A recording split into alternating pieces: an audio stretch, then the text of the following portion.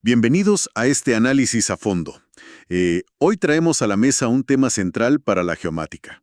Vamos a explorar ese viaje transformador y a veces bastante caótico, desde el levantamiento topográfico allá afuera en el barro hasta la creación de un modelo digital de infraestructura que sea verdaderamente inteligente. Así es. Y para quienes nos acompañan en esta inmersión, les comento que hemos compilado un volumen de información muy robusto. Muy completo.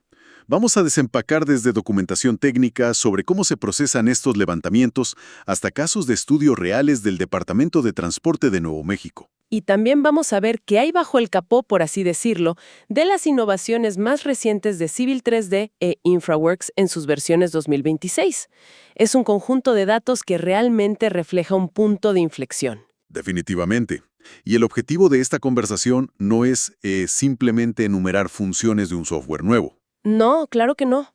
Se trata de entender cómo esta digitalización acelerada está erradicando métodos de trabajo que llevaban décadas totalmente estancados. Décadas de hacer lo mismo una y otra vez. Exacto.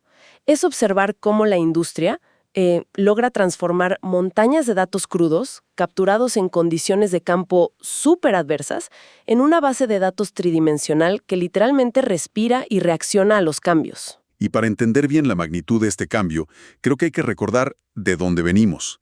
Hasta hace no mucho tiempo, la topografía y el diseño civil vivían atrapados en el mundo del dibujo manual en CAD bidimensional. Dibujar líneas y polígonos, básicamente. Literalmente eso.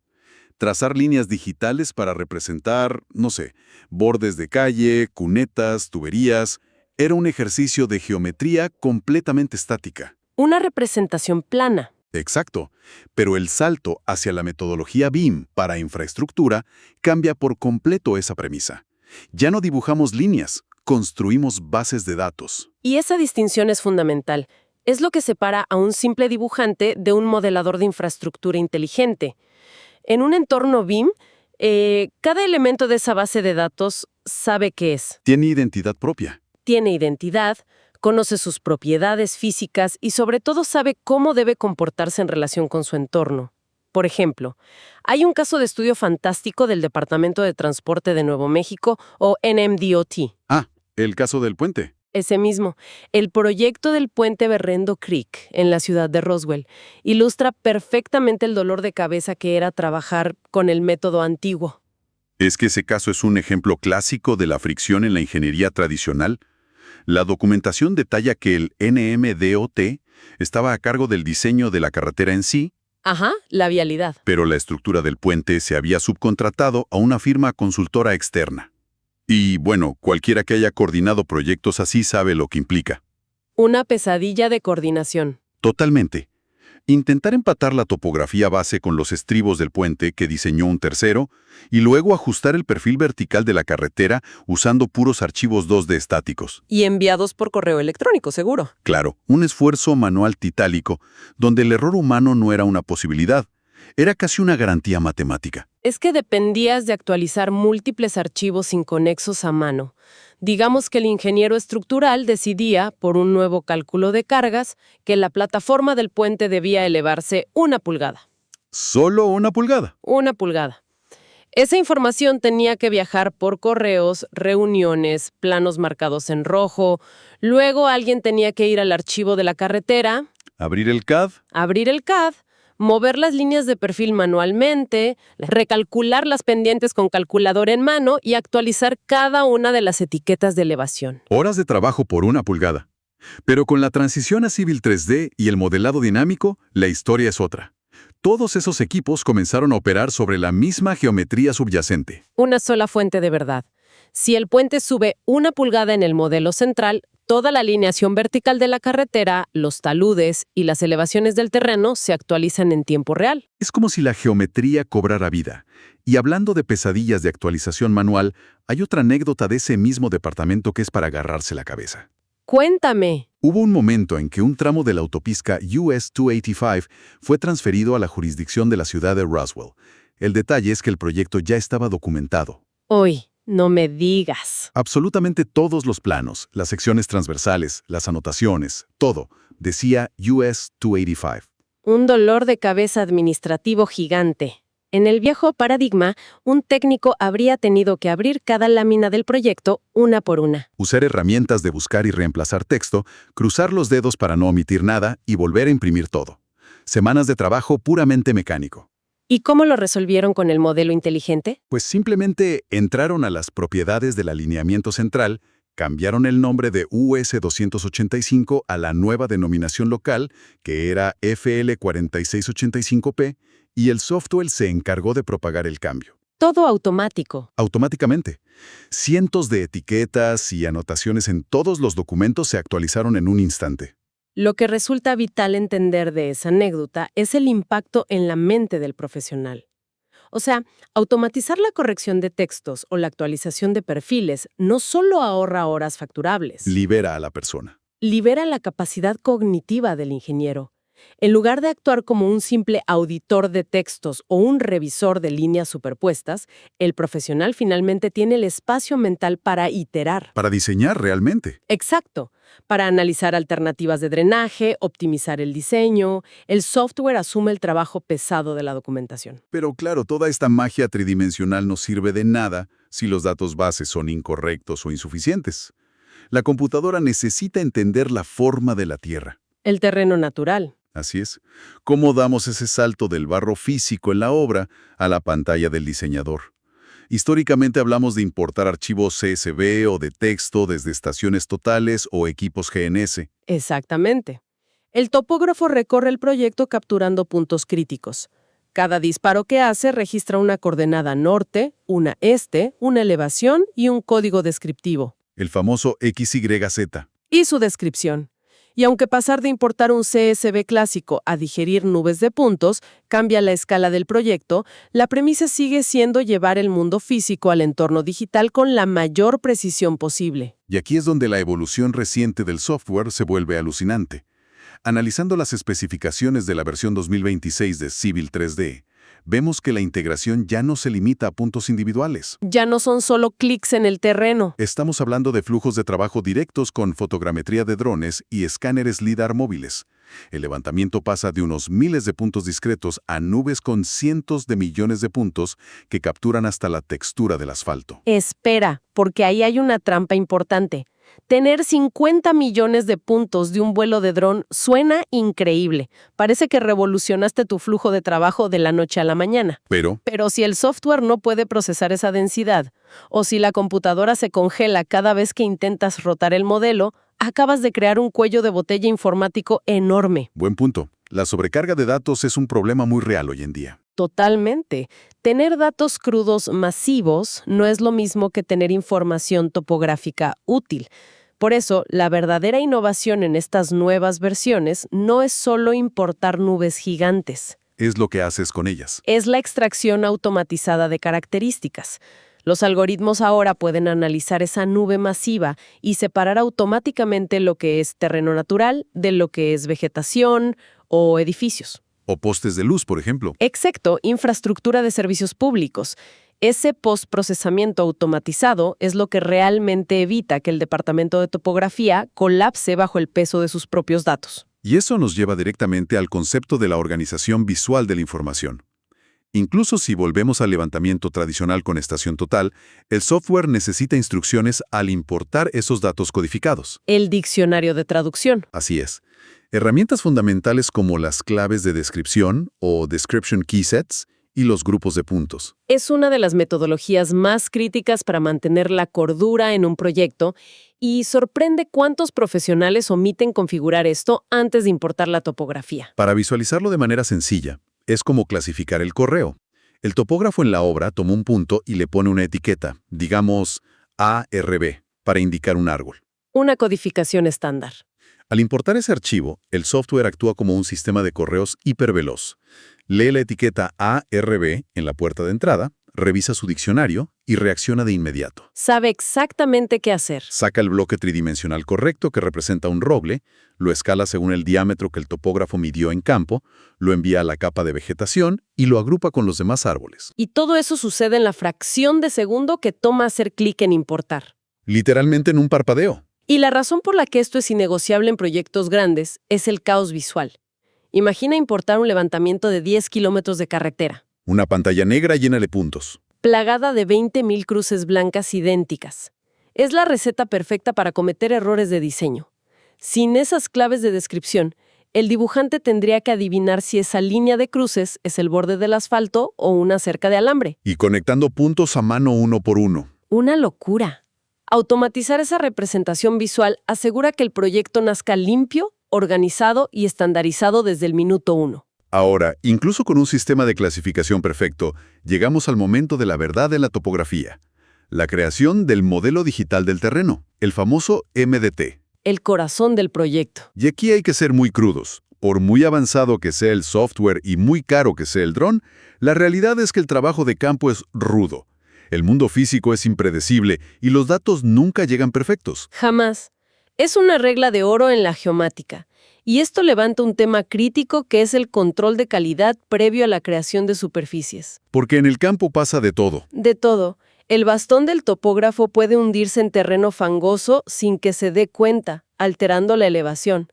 O si trabajan en un entorno urbano denso, las señales del equipo GNSS pueden rebotar contra las fachadas de los edificios. Lo que en el medio se conoce como el temido error de multitrayectoria. Exactamente.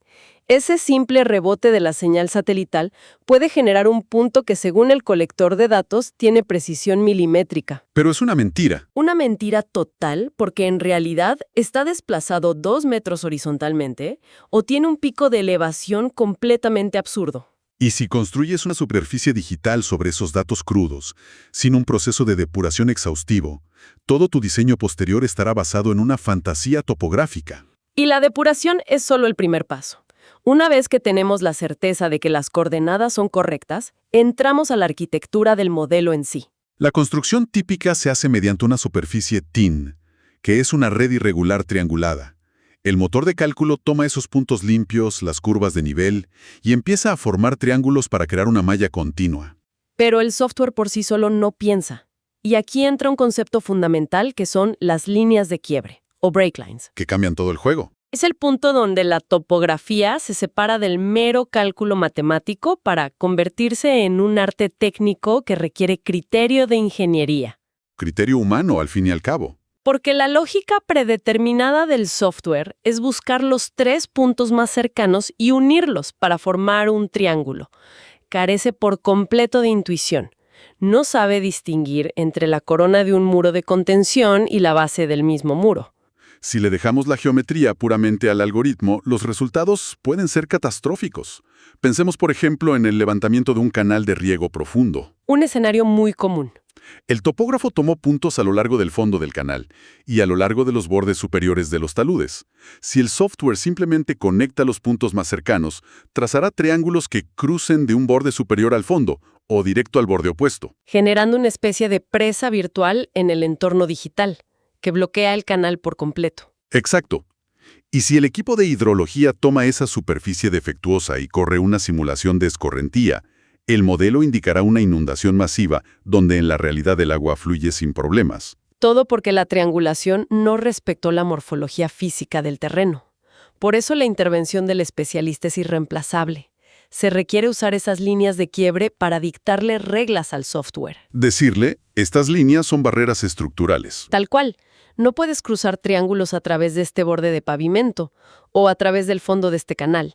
Y además hay que aplicar límites, los famosos boundaries, para evitar que la red TIN intente inventar terreno. Triangulando áreas donde ni siquiera hubo levantamiento. A menudo esto implica entrar a la malla y editar manualmente la orientación de las aristas de los triángulos hasta que el modelo sea una réplica perfecta del suelo natural. Es un trabajo quirúrgico. Pero ese esfuerzo invertido en generar un modelo digital del terreno impecable paga dividendos inmediatamente. Una vez que esa superficie base es sólida, se abre la puerta al trabajo fuerte de diseño civil. Todo fluye mucho más rápido. La generación de perfiles longitudinales, el corte de cientos de secciones transversales o la creación de mapas temáticos pasan de tomar semanas a ser procesos casi instantáneos. Y no podemos dejar de lado el rey indiscutible de las métricas de proyecto. La optimización de volúmenes de movimiento de tierras. El balance de corte y relleno, vital para el presupuesto. Exacto. Lograr el balance perfecto entre el material que se extrae y el que se aporta. Si el modelo es dinámico y la topografía es exacta, las iteraciones no cuestan nada. Si un diseñador nota que el proyecto requiere traer demasiada tierra externa, simplemente selecciona la rasante de la carretera, la baja 50 centímetros a lo largo de 1 kilómetro y listo. Y el software recalcula miles de metros cúbicos en tiempo real. Ese recálculo instantáneo tiene un impacto financiero que a veces cuesta dimensionar. Volviendo a los documentos del Departamento de Transporte de Nuevo México, hay una declaración muy potente del exsecretario de Transporte Alvin Domínguez. ¿Qué mencionó él en su análisis? Al evaluar la adopción de estas soluciones BIM para infraestructura, proyectó que toda la inversión en el software, el hardware y la capacitación se pagaría por sí sola en un plazo máximo de 2 años. 2 años para recuperar la inversión en toda la infraestructura tecnológica de un departamento estatal suena bastante agresivo. Suena agresivo hasta que analizas el costo real de las órdenes de cambio en la construcción de carreteras. Las famosas sorpresas en obra. Esas mismas. Un error topográfico no detectado o un mal cálculo de volúmenes basado en perfiles desactualizados significa tener maquinaria pesada inactiva cobrando por hora. Operadores parados, material no presupuestado. Exacto. Minimizar esa fricción entre el diseño y la construcción justifica ampliamente cualquier inversión inicial en tecnología. El retorno de inversión es clarísimo en lo técnico y financiero, pero hay otra dimensión de este modelo inteligente que las fuentes destacan mucho y que suele pasar desapercibida: la comunicación visual. O fundamental. Aquí es donde la interoperabilidad entre herramientas brilla. Específicamente, esa conexión entre un diseño milimétrico en Civil 3D y el entorno de planificación hiperrealista de InfraWorks. Porque el diseño más preciso del mundo es inútil si no logras que los tomadores de decisiones lo entiendan y te lo aprueben. Y la dura realidad es que la mayoría de las personas fuera de la ingeniería no saben interpretar planos bidimensionales. Para nada. Hay un caso fascinante sobre esto en los documentos: el histórico puente ferroviario Cambrai, también en Nuevo México. Imaginen la escena. Tenemos una estructura histórica que cruza por encima de las vías del tren. De acero y madera, muy antigua. El NMDOT necesitaba modernizar urgentemente el puente por cuestiones de seguridad y normativa. El problema es que cualquier intervención profunda amenazaba con destruir la estética histórica del paisaje. Un tema muy delicado para la comunidad. Demasiado. El equipo de diseño tenía que presentar sus propuestas a la División de Preservación Histórica del Estado y al público en audiencias comunitarias. Presentar un proyecto de esa sensibilidad usando planos de sección transversal o curvas de nivel en papel es garantizar el fracaso. La audiencia se frustra al no poder visualizar el impacto real. Y es ahí donde entra la estrategia visual de InfraWorks.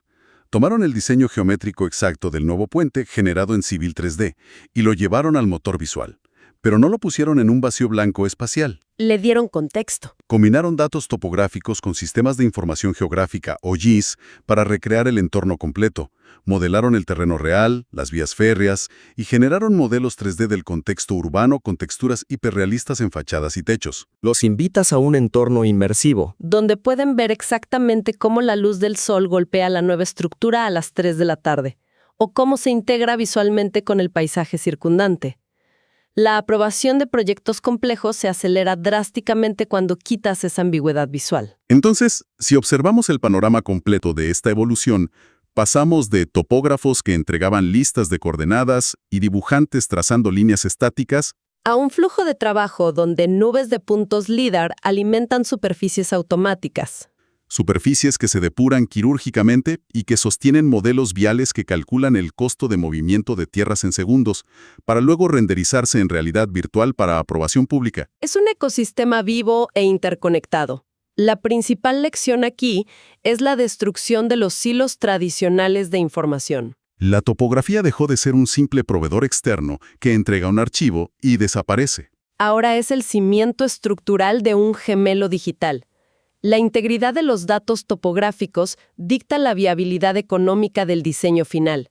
Todo el ciclo de vida depende de ese control de calidad implacable desde el campo. Lo cual nos deja en una posición fascinante para mirar hacia el futuro cercano, y es el pensamiento final que queremos dejar resonando con la audiencia, analizando la documentación preliminar de las herramientas que llegarán en 2026. Vimos cosas muy interesantes ahí. Vimos referencias a un asistente de diseño impulsado por modelos de lenguaje natural y aprendizaje automático. No dependerá de trazar tangentes y curvas manualmente. Imaginen el flujo de trabajo. El software procesa de manera autónoma los 50 millones de puntos del dron, extrae las superficies y el ingeniero simplemente escribe en un cuadro de diálogo. Genera el alineamiento óptimo para una carretera rural de 2 carriles entre el punto A y el punto B, manteniendo una pendiente máxima del 3% y equilibrando los volúmenes de corte y relleno. Y en cuestión de segundos, la inteligencia artificial propone múltiples alternativas geométricas sobre el modelo digital. Plantea un cambio de paradigma existencial para la profesión. Si la máquina asume la extracción de características y propone las alineaciones más eficientes basándose en algoritmos de optimización, la definición misma de nuestro trabajo cambia. Esa es la gran interrogante que queda flotando. Estamos viendo el final del ingeniero civil y el topógrafo como creadores de geometría, para dar paso a un nuevo rol como supervisores de algoritmos. Es una pregunta fuerte. Y en un plano más filosófico, ¿perderemos eventualmente esa intuición visceral del terreno? Ese entendimiento de la geografía que tradicionalmente se ganaba caminando la obra, ensuciándose las botas e interpretando las irregularidades de la tierra. O quizás, por el contrario, esta inmersión digital masiva nos permitirá entender y respetar la dinámica de nuestro entorno natural mejor que en cualquier otra época de la historia. Es un debate que apenas comienza. Sin duda, es el desafío profesional de la próxima década. Adaptarse al ecosistema dinámico o quedarse estancado en la geometría estática. Muchísimas gracias por acompañarnos en este análisis a fondo. Ha sido un recorrido espectacular desde la captura milimétrica en el terreno hasta la cima de la tecnología de infraestructura digital. La invitación queda totalmente abierta para que sigan cuestionando, explorando y analizando cómo estas innovaciones transforman la manera en que construimos el mundo. Hasta la próxima inmersión.